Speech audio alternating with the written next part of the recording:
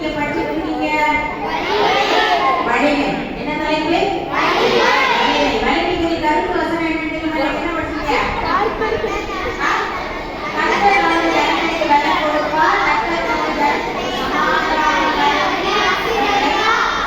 படிச்சிட்டீங்க இல்லையா? வலிமை. வலிமைங்கிறதுல ஒரு 10 நாள் தலைப்பு படிக்கப்படும் இல்லையா? சரி, கதையில எல்லாருக்கும் பிடிக்குதானே? பிடிக்குதானே? ஓ எஸ் சொல்ல. பக்கம் சொல்ல. நல்ல புரோட்டா கிடைக்க போகுது.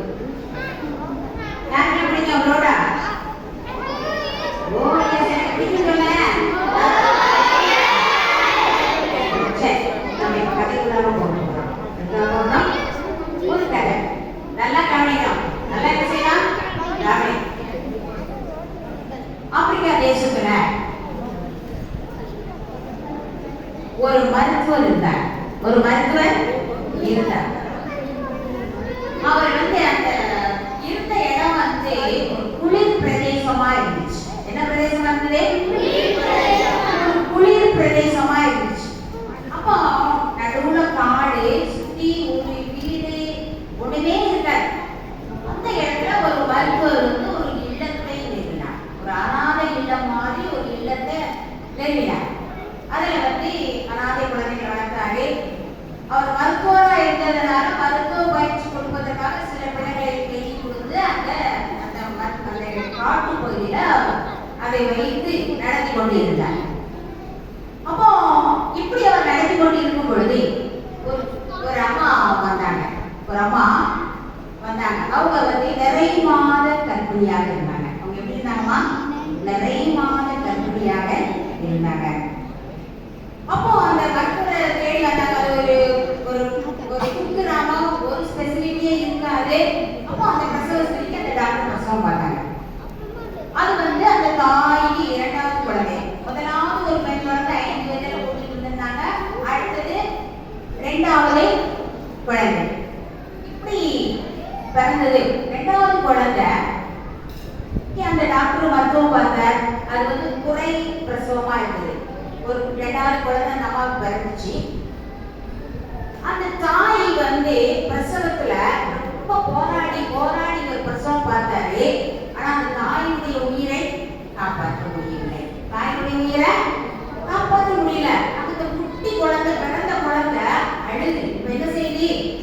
பிறந்த குழந்தை அழுதுக்கு. அந்த குழந்தைக்கு பால் தேவை. பால் கொடுப்பதற்கு அங்க வாங்குவதற்கு ஒரு வழியுமே இல்லை. அது ஒரு காடு பிரதேசம். பனி விழுந்து கொண்டே இருக்கும். இரவு போல என்ன விழுந்து கொண்டே இருக்குது? பனி, குளிர் விழுந்து கொண்டே இருக்குது. அப்போ இந்த டாக்டருக்கு என்ன செய்யவே தெரியல. 5 வயது குழந்தை. அந்த அம்மா இறந்த உடலை பார்த்து அழுது கொண்டே இருந்தது. சரி, என்ன செய்ய? அந்த அம்மா அவர் அடக்க முடியும் வந்தாச்சு. இப்ப அந்த குழந்தை, குட்டி குழந்தையை காப்பாற்றணும். என்ன செய்யணும் தெரியல. உடனே அவர் நல்ல பக்தி வைராக்கியம் நிறைந்த ஒரு மருத்துவர். அந்த பிள்ளைகளெல்லாம் கூப்பிட்டார். அந்த இல்லத்துல ஒரு 30-40 அனாதை குழந்தைகள் இருந்தது. மருத்துவ பயிற்சிக்கான ஸ்டூடெண்ட்ஸ் இருந்தாங்க. அவங்களை கூப்பிட்டு ஒரு ஸ்டூடெண்ட்ஸ் கூப்பிட்டு, ஏமா இது குறைமாத குழந்தை, அந்த குழந்தைய சுற்றி கொஞ்சம் பஞ்சு வச்சு, அதுக்கப்புறமா ஒரு நல்ல பெட்டியில பஞ்சு வச்சு அந்த குழந்தைய வச்சு இந்த இரவு எப்படியாவது காப்பாத்திக்கோ அப்படின்னு சொல்லிட்டு அந்த குழந்தைய அவன் கையில கொடுத்தாரு. கொஞ்சம் சுடு தண்ணி கூட கொடுத்தாங்க. அவ்வளவுதான், வேற ஒண்ணுமே செய்யல. மறுநாள் விழுந்தது. விழுந்த உடனே அதுக்கப்புறம் இந்த குழந்தைக்கு என்ன வேணும் அப்படின்னா பால் கொடுக்கணும். பால் வேணும். பால் வாங்கினாங்க. அந்த கொட்டும் குளிர்ல ஒரு மாணவி, அங்க படிக்கிற மாணவி அங்க போய் வெயில போய் கொஞ்சம் விறக்கி கொஞ்சம் பால் காய்ச்சி இப்படி இந்த சின்ன பாட்டில கலக்கி எடுத்துட்டு வராங்க. அதை எடுத்துட்டு வரும் பொழுது அங்க அந்த பாட்டில் தவறி கீழே விழுந்துச்சு. விழுந்து பாலெல்லாம் சிந்திச்சு. இப்ப இந்த குட்டி குழந்தைக்கு இருந்த கொஞ்சம் பாலும் இல்லாமல் போயிட்டது. இப்ப ரொம்ப வேதனையா இருந்தது. என்ன செய்ய? கடைகள் கிடையாது, ஒண்ணுமே கிடையாது. உடனே இந்த டாக்டர் 40 பிள்ளைகளை கூப்பிட்டார். ஜோம் பண்ணுவோம், நம்ம என்ன செய்வோம்? ஜோம் பண்ணுவோம் அப்படின்னு சொல்லி அந்த கொட்டு குளிர்ல அந்த குழந்தையை வச்சுக்கிட்டு எல்லாரும் ஜோம் பண்ணாங்க. எல்லாரும் என்ன செஞ்சாங்க?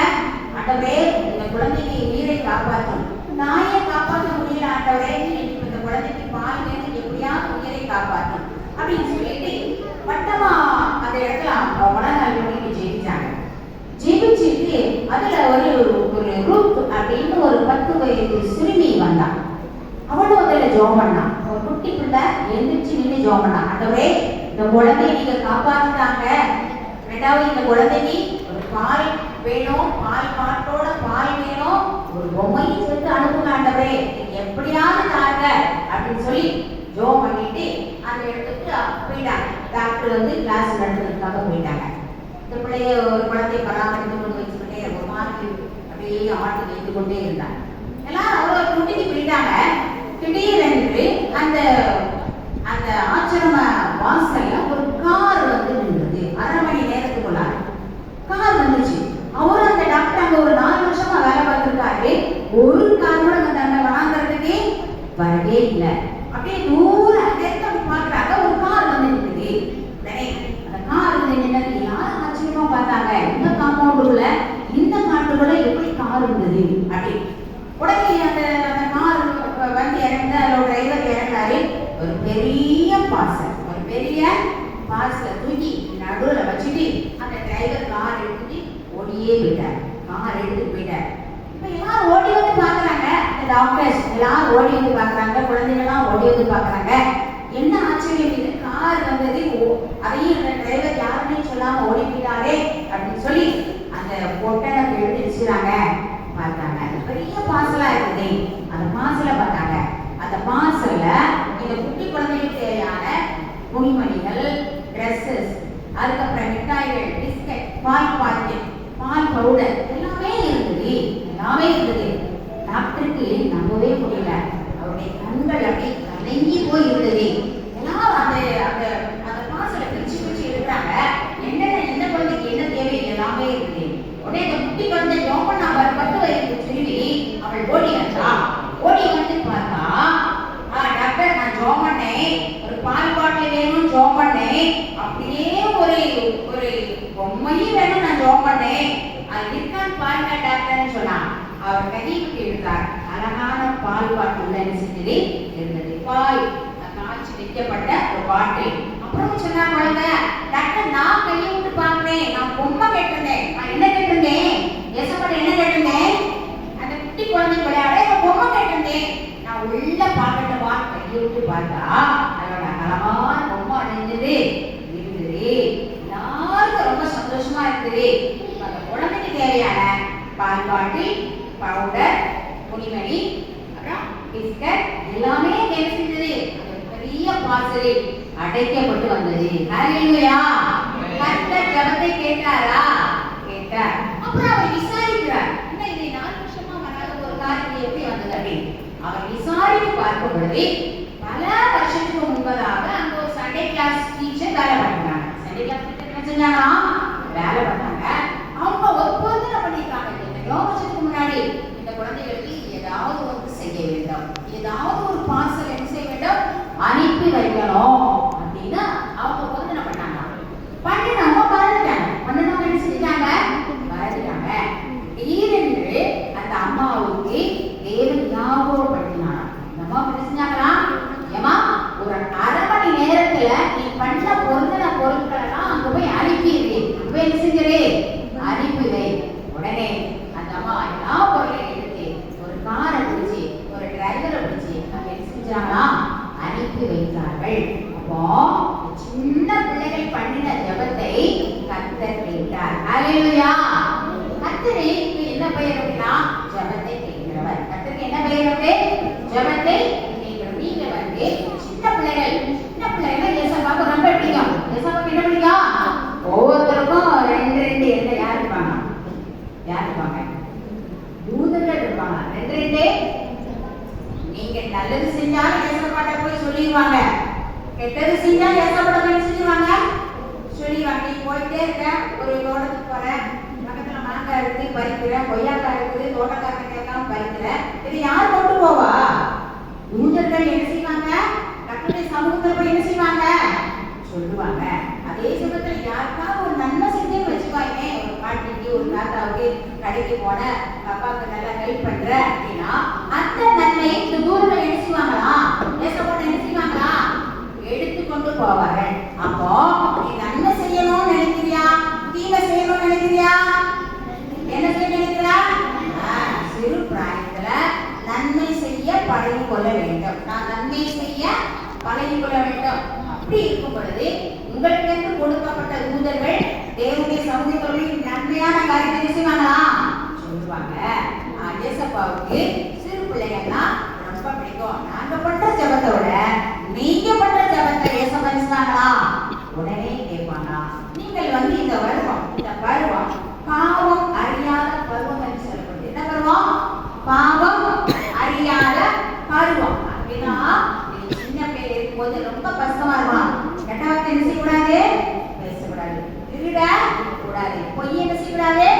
பெற்றோருக்கு கீழ்ப்படியணும். அம்மா கடைக்கு போயிடுவாடா,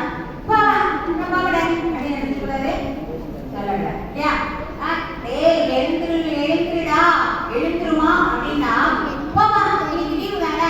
படுக்கலாம் போறேன் அப்படின்னு என்ன செய்யக்கூடாது? சொல்லக்கூடாது. பெற்றோருக்கு பிரியமாக என்ன செய்யணும்?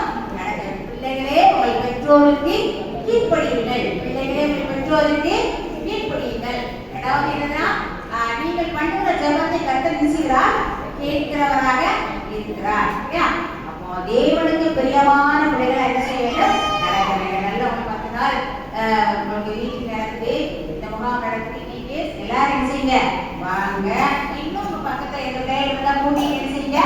உடனே இங்க வந்தா சேட்டை பண்ணக்கூடாது. இங்க என்ன செய்யக்கூடாது? அவங்க நிறைய ஆசிரியர்களை கற்றுக் கொடுத்துருக்கார். ஆசிரியர்கள் கீழ்ப்படிஞ்சு என்ன செய்யணும்? சேட்டை பண்ற பிள்ளைங்க அப்படின்னு பேர் என்ன செய்யக்கூடாது? நீங்கள் கிறிஸ்துவின் உடையவர்கள். நீங்க எப்படிப்பட்டவங்க?